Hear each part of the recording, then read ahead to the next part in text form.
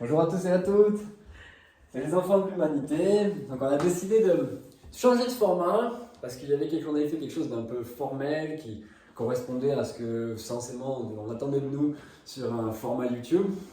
Mais non seulement on s'ennuie, on se sent pas efficace, on se sent pas apporter ce qu'on est venu apporter. Et puis un format de 15 minutes pour traiter des sujets importants, ça nous semble assez court. Donc finalement aussi, la connaissance, elle se met aussi au service de ceux qui viennent la chercher. Donc effectivement, ça sera des moments peut-être plus longs, des formats plus longs.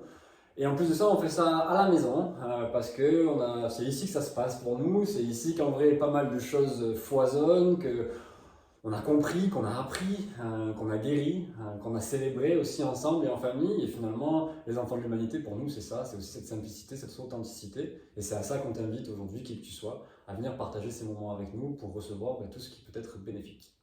Voilà, donc je vais vous laisser vous présenter, les filles. Moi, c'est Anna. Donc, je suis l'un des membres à l'initiative du projet des enfants de l'humanité. Ça fait plusieurs années, on va dire que j'ai jamais été très à l'aise dans cette existence. J'ai pendant très longtemps souffert d'être ici et chercher ma place. Je ne savais pas ce que je faisais sur cette planète, tout simplement.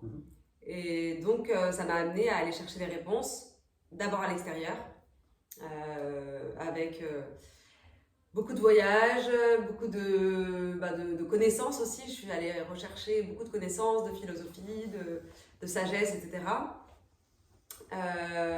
Puis avec beaucoup de thérapie, je suis allée chercher de l'aide, réellement.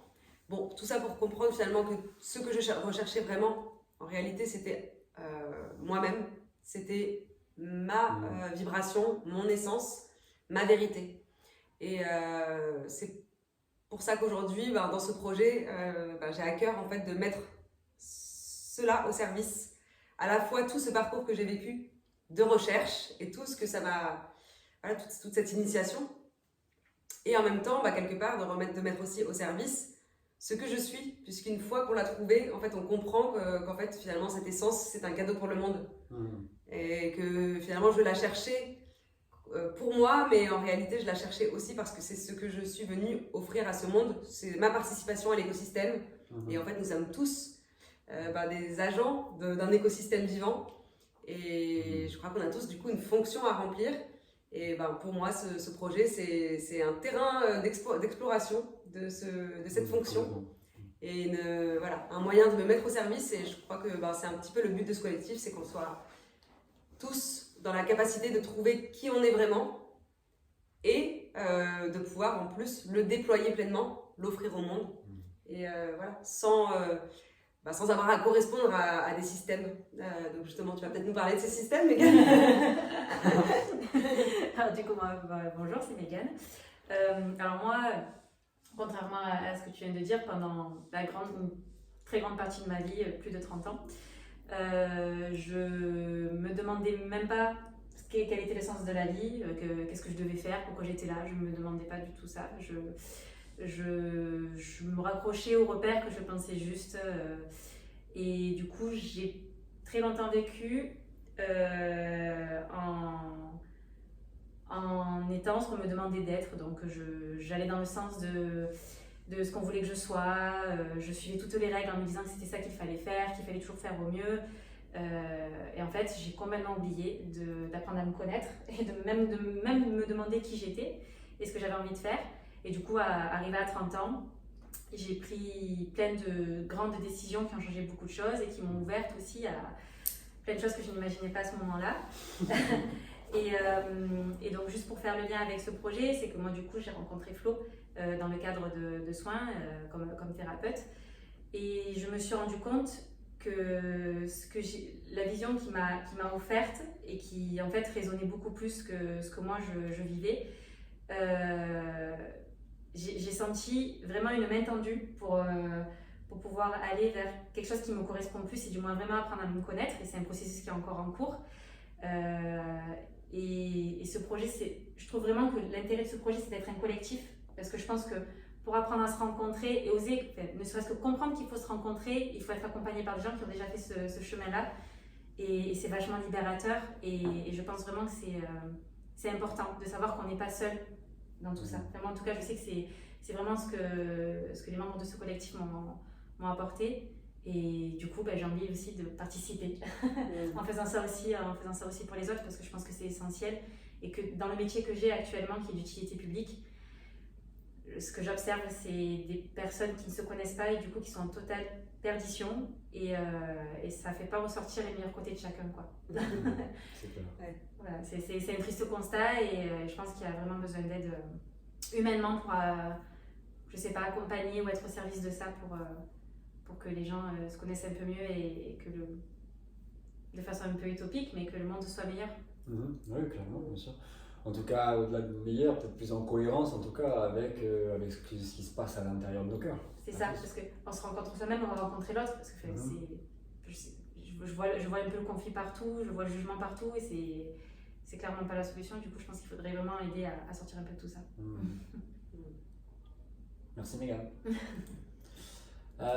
Bien, moi je m'appelle Flo et je crois que moi aussi c'est un peu comme Anna, très jeune j'ai toujours été en quête de sens, de vérité, j'ai eu du mal à être compris, à être entendu, en même temps je faisais sûrement ça de manière très maladroite quand j'étais jeune, c'est parce que le décalage que je sentais entre cette vérité à l'intérieur et le monde que je vivais et que je constatais était tel que finalement je ne pouvais que me rebeller, m'énerver. Et puis moi-même, finalement, rentrer dans des systèmes d'autodestruction parce que ce mal-être était tel et sans explication que l'autodestruction, les addictions, le rejet de la société telle qu'elle était à ce moment-là pour moi la seule solution pour continuer d'être en cohérence d'une certaine manière avec cette vérité que je ressentais.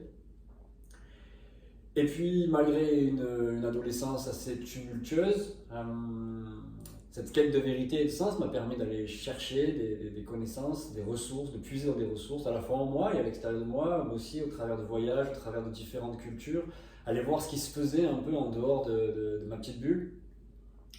Et j'ai trouvé donc des outils, des solutions, des enseignements, des connaissances qui m'ont appris en fait à me connaître moi-même d'abord, pour commencer à me guérir, pour commencer à me réharmoniser, à réharmoniser les conflits qu'il y avait à l'intérieur de moi. J'ai commencé à comprendre que le monde que je rejetais à l'extérieur n'était rien d'autre que le reflet du monde qui était en moi.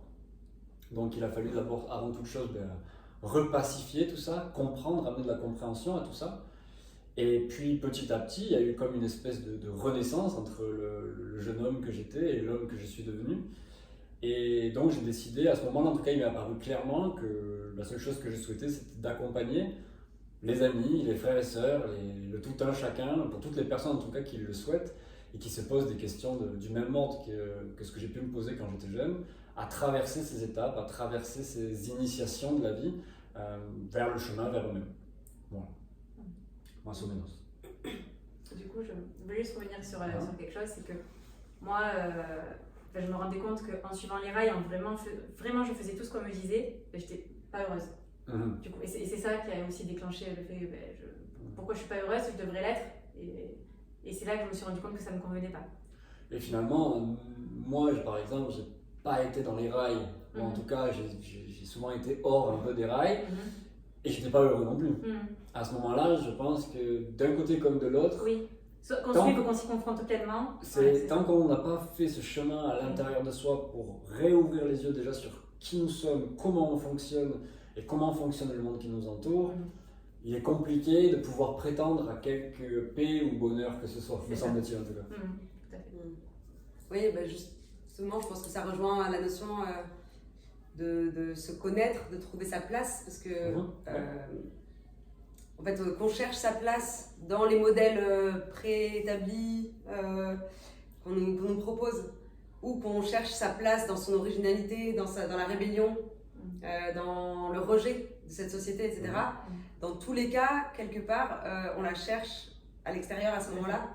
Et alors qu'en réalité, comme je le disais tout à l'heure, ce qu'on recherche réellement, c'est notre vérité, c'est nous-mêmes, c'est cette essence que l'on a à apporter au monde et que l'on désire profondément apporter. Parce qu'en fait, je crois que c'est presque notre nature en tant qu'organisme vivant, en tant qu'être vivant, que de participer à l'écosystème, de participer à son évolution.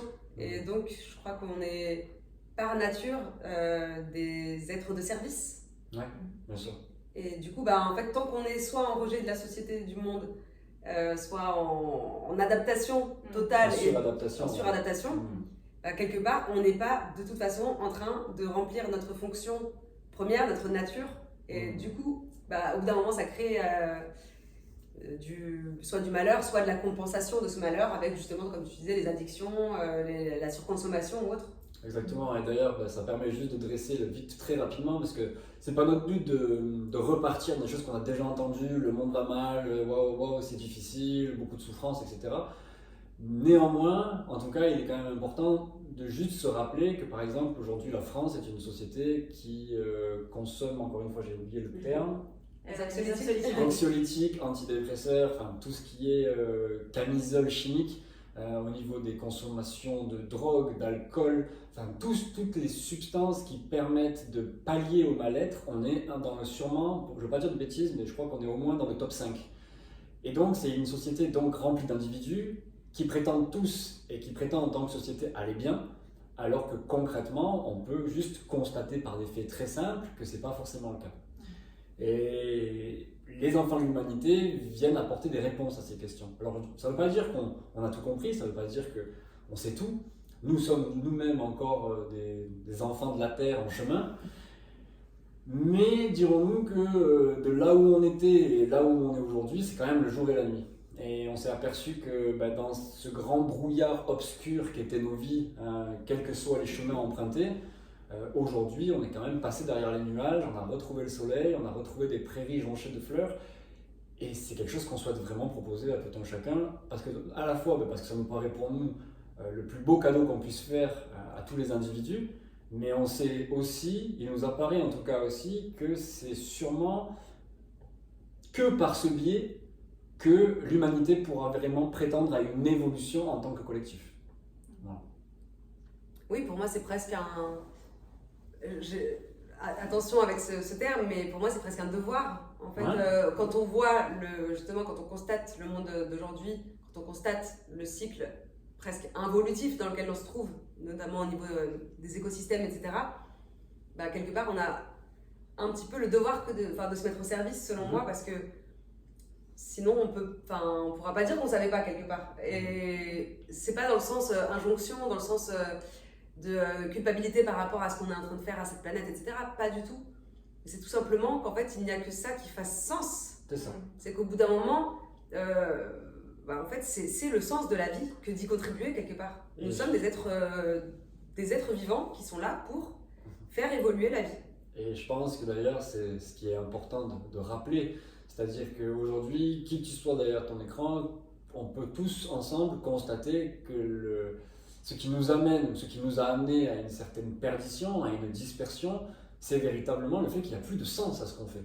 Je crois que tout à l'heure, c'est ce que tu soulevais par le chemin qu'on emprunte via la voie de l'éducation. On suit le mouvement d'une cellule familiale avec des conditionnements de comment il faut faire. Tout ça pour censément être heureux, si on répond à la question implicite. Et on s'aperçoit qu'on arrive déjà à 20-25 ans. Alors ok, on va avoir un diplôme, on a atteint un certain niveau d'études, mais finalement, tous les humains de 20, 25 ans, 30 ans n'ont reçu, s'ils n'ont pas fait un effort à l'extérieur, aucune information sur qui ils sont, sur comment on fonctionne nos émotions, notre psyché, nos rapports à l'autre, notre rapport à la Terre. Tout ça est juste très sommairement abordé dans le système éducatif qui est quand même censé nous donner des réponses. Ouais. Notre rôle en tant que juste être humain. Exactement. Et donc on sort de là, on a 25, 30 ans, et finalement, le seul sens que nous, à ce moment-là, on a à la vie, c'est ce à quoi on s'est préparé. C'est-à-dire accumuler de la connaissance, remplir une fonction, avoir un métier, et faire ça toute sa vie. Et forcément, naturellement, à un moment donné, les gens se rendent compte que c'est pas suffisant. Il y a toujours une quête qui nous habite tous, le tout un chacun. Ouais, pour moi, en fait, quand tu le dis comme ça, je vois presque quelque chose de robotique, en fait. Comme si, en fait, on était dans un stade où on considère l'humain comme une machine une machine productive.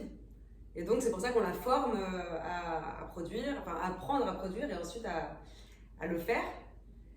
Alors qu'en réalité, on est bien plus que ça. Ça, c'est bien sûr un sujet qu'on abordera dans de nombreux sujets, contenus, etc. Parce que c'est vraiment ce qui nous a animés, c'est cette quête du soi, de qu'est-ce que nous sommes vraiment, au-delà de ces fonctions et de notre petit moi qui remplit une fonction dans un système et qui fait métro, boulot, dodo, qui rentre à la maison et qui finalement ne se pose plus vraiment d'autres questions car elles sont étouffées par la consommation, qu'elle soit la consommation d'écran, la consommation de substances, la consommation d'activités, de relations, etc., etc. Et moi, je vais juste partager que moi, ce qui m'a guéri là-dedans, c'est en effet déjà la notion de collectif, le fait de me retrouver à nouveau en reliance aux autres, ce qui m'a permis aussi de me relier à moi-même, mais aussi de me relier à la terre, et je dirais même aussi à la spiritualité, mais c'est très connoté spiritualité. Oui, on y reviendra d'ailleurs, justement dépoussiérer un peu tous les termes qui sont trop connotés, on dépoussiérera tout ça pour avoir une terminologie commune, pour savoir quand on emploie certains termes, qu'est-ce qu'on veut dire vraiment, et qu'on soit tous raccord avec ça. Exactement. En tout cas, de mon côté, je parlerai peut-être de sacré, c'est-à-dire que déjà de retrouver cette sensation du sacré qui en réalité finalement toute la vie est sacrée, je suis sacrée, vous l'êtes, et de retrouver cela, ça m'a permis déjà de sentir qu'en fait j'étais bien plus que cette machine à produire, à répondre à des attentes, etc. justement, ou à mettre dans une case, qu'en fait on était des êtres presque infinis, ou infinis, des êtres créateurs, des êtres... Enfin, voilà, c'est au-delà des mots, en tout cas là pour une vidéo, une première vidéo, c'est peut-être pas là qu'on va mettre tous les mots que ça peut impliquer, mais voilà, on est vraiment bien autre chose que ça, et c'est vraiment, je crois, notre mission de permettre à ceux qui en ressentent l'appel de toucher à cette essence. Et de vraiment prendre le temps de se demander qui je suis. Qu'est-ce que j'ai vraiment envie de faire? Pourquoi je suis là? Pourquoi ça me rend pas heureuse? Pourquoi ça me rend pas heureux? Moi, c'est vraiment cette liberté-là que j'ai eue avec vous, c'est de vraiment avoir l'espace de me demander qui je suis, et que c'est tout un processus qui est complètement accueilli et qui est vraiment discuté sans jugement, parce que je pense qu'on ne s'autorise pas à savoir qui on est, parce que je pense que inconsciemment, on sent que c'est vachement limité. Qu'on n'est pas totalement libre de faire, que ça demanderait un effort énorme de se déconditionner de tout ça, de tout ce qui nous empêche d'être nous-mêmes. Et je pense vraiment que c'est un accompagnement dont on a tous besoin, parce que je pense que tout est faisable seul, mais moi je sais que très souvent je fais appel à vous parce que j'ai juste besoin de me sortir de ces choses qui me conditionnent encore, dont on a tous du mal un peu à se libérer, ce qui est normal parce que c'est un conditionnement de toute une vie, même de plusieurs siècles, si on peut partir au niveau sociétal, quoi. Et je pense vraiment que c'est tout simplement retrouver cette reliance-là, c'est de savoir qu'en fait on appartient, quoi qu'il arrive, à l'espèce humaine, et de juste retrouver ce soutien-là.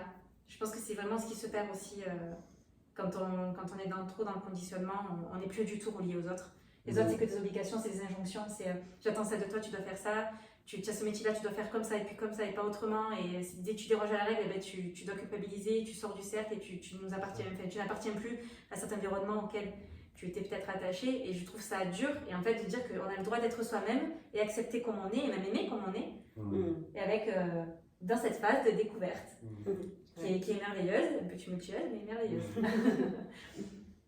Moi, ce qui me vient là, c'est de dire aussi que les enfants de l'humanité ne sont pas là pour critiquer ou faire la guerre à ce système dans lequel on vit tous et dans lequel on contribue encore tous. Parce que faire la guerre à ce système, se mettre en lutte vraiment de manière, je dirais presque violente face à ce système, n'est que finalement se mettre en lutte et en violence avec soi-même. Bien sûr qu'il y a des choses qui doivent changer, bien sûr qu'il y a des choses qui doivent être rétablies, je dirais des ordres qui doivent être rétablis, des valeurs qui doivent être rétablies. Mais ça ne peut pas passer par la violence, ça peut passer que simplement par déjà rétablir ce qu'on voit à l'extérieur et qui est dissonant, déjà rétablir ça en soi. Et ensuite déjà par le fait de l'incarner pleinement, naturellement déjà il y a un apport qui est colossal. Et puis dans un deuxième temps, une fois que c'est vraiment réintégré en soi, peuvent émerger des notions, des projets, des institutions, en tout cas différentes créations qui d'un seul coup permettent d'infuser ces choses-là au sein de notre système et de pouvoir justement apporter toutes les améliorations qui sont nécessaires aujourd'hui. Et c'est là qu'ils deviennent fertiles, ces projets, parce qu'ils ne viennent pas d'un rejet, justement, ils ne sont pas en réaction, mais en fait, ils sont complètement... c'est une fois qu'on a complètement embrassé tout ça, quelque part, qu'on peut vraiment venir l'infuser, avec amour, et non pas justement avec rejet, parce qu'en fait, on sait commencer quand on est dans une discussion, qu'on essaie de faire un débat, quelque part, personne n'écoute l'autre. Donc en fait, la graine ne peut pas être semée. Alors que quand on est dans une discussion d'écoute, d'amour, etc., forcément, le message est beaucoup plus reçu parce qu'on n'est pas en train de l'imposer. Donc c'est la différence entre ces projets-là qui pourraient venir en réaction et ceux qui peuvent venir après avoir fait tout ce chemin intérieur, déjà d'avoir observé tout ce qu'on rejetait en soi. Et oui, en fait, c'est faire naître l'harmonie en soi pour pouvoir après...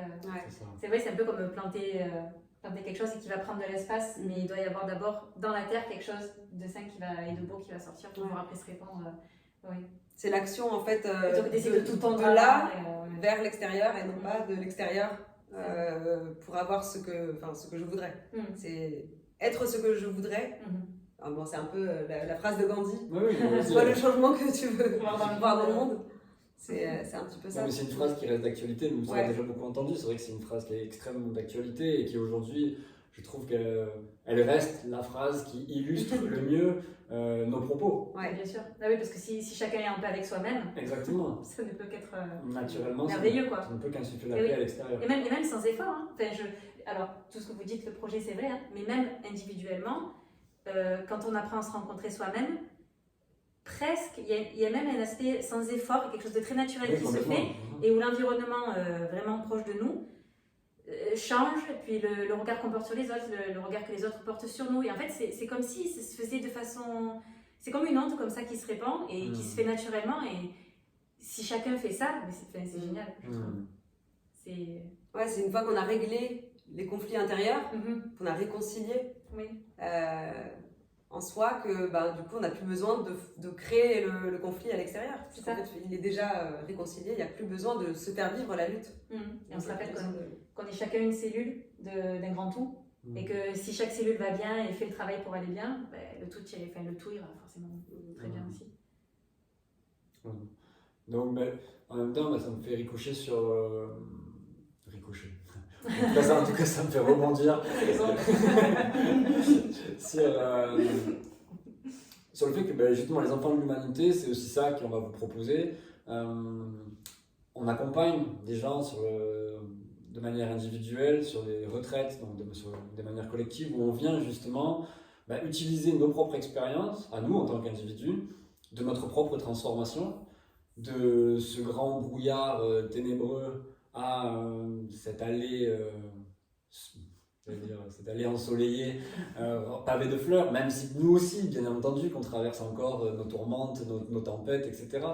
Mais disons qu'on est arrivé quelque part où on peut simplement, en tout cas, se permettre ou être dans la légitimité de dire on a des choses qu'on peut vous apporter, on a développé des outils, des acuités, des facultés, des capacités pour mettre en lumière certaines défaillances dans les systèmes des uns et des autres et faciliter justement la prise de conscience, le discernement pour faciliter justement à un moment donné le retour à soi, tout simplement. Et donc c'est aussi ce qu'on souhaite vous proposer parce qu'on va donc passer pas mal de temps à aborder toutes les causes aussi, donc pourquoi ce dysfonctionnement sociétal, pourquoi ce dysfonctionnement à l'intérieur des individus. Je suis en train d'ailleurs de vous préparer une vidéo sur le sujet là, pour revenir un petit peu à la racine de tout ça. Mais après, voilà, donc il y aura plein de choses qui seront abordées, plein de connaissances qui seront données. On fera venir d'autres personnes, d'autres membres qui viendront échanger avec nous sur différents sujets. Mais le but, c'est aussi qu'on se retrouve. Voilà, qu'on se retrouve concrètement. Vous passerez derrière vos écrans et nous aussi. Et on se retrouvera dans des salons pour discuter, pour travailler, pour œuvrer ensemble à la retrouvaille de nous-mêmes, quoi. Et je trouve ça bien parce que tu parles des différents, de tous ces sujets et de tous ces intervenants et de tous ces outils, parce que les chemins pour se retrouver, ils sont différents pour tout le monde. Personne n'aura le même chemin. Exactement. Et je pense que c'est important d'avoir plusieurs miroirs pour ça. On l'expérimente très souvent. Et en fait, de comprendre que on a tous la même destination, mais vraiment les chemins sont différents et on ne va pas tous lâcher les mêmes choses, on ne va pas vivre les choses de la même façon, on ne va pas se confronter aux mêmes ombres, aux mêmes difficultés. Et je trouve que justement, c'est la puissance du collectif. C'est d'être sûr que quoi qu'il arrive, on trouvera un écho, une aide. Je trouve que c'est très important parce que même des fois, on a envie de croire que pour se rencontrer, ça va être balisé, ça va être simple, ça va être comme ça, on va me dire comment faire. Mais non. Mais du coup, on peut être accompagné. Et je trouve que c'est vraiment la force voilà, très personnellement, de ce que peut apporter le collectif et le projet, quoi. Et tous les intervenants qu'on aura la chance d'avoir avec nous. Et en même temps, c'est un projet collectif. Les enfants de l'humanité, c'est toi, c'est moi, c'est nous, c'est tout le monde. Donc, vous êtes tous appelés aussi à partager, à partager vos expériences sur les commentaires, à poser des questions, à soulever des sujets aussi pour nous aider à en sélectionner des pertinents par rapport à des choses qui vous intéressent concrètement. Parce que pour nous, c'est toujours un petit peu délicat de démarrer de zéro quand ça fait 10, 15, 20 ans qu'on est dans tous ces sujets. Donc de les sélectionner, de les extraire, c'est parfois plus difficile que d'être directement en réponse avec des personnes qui sont imprégnées à ce moment-là pleinement dans ces sujets-là. Donc surtout, voilà, n'hésitez pas. C'est aussi grâce à vous que ce collectif va pouvoir vivre et c'est aussi par rapport à toutes vos expériences et à toutes les réponses qu'on pourra vous apporter que ça pourra aussi aider une multitude d'autres personnes qui assisteront soit aux vidéos YouTube, soit aux retraites, etc. etc. Voilà, ça me paraissait important de le dire aussi. Anna ? Je dirais qu'on a fait le tour. Ouais, je pense aussi, Megan. Oui. Je pense que ce qui nous tenait surtout à cœur, c'était de nous présenter un peu et de pouvoir vous montrer de façon authentique ce qui nous relie et ce que le collectif nous apporte déjà. Exactement, c'est les premières présentations, c'est que les prémices d'un long voyage, d'une grande aventure qui commence et dans laquelle vous êtes bien évidemment tous invités à nous rejoindre. Sur ce, on vous embrasse et on vous dit à très bientôt pour de nouvelles aventures. À bientôt. À bientôt.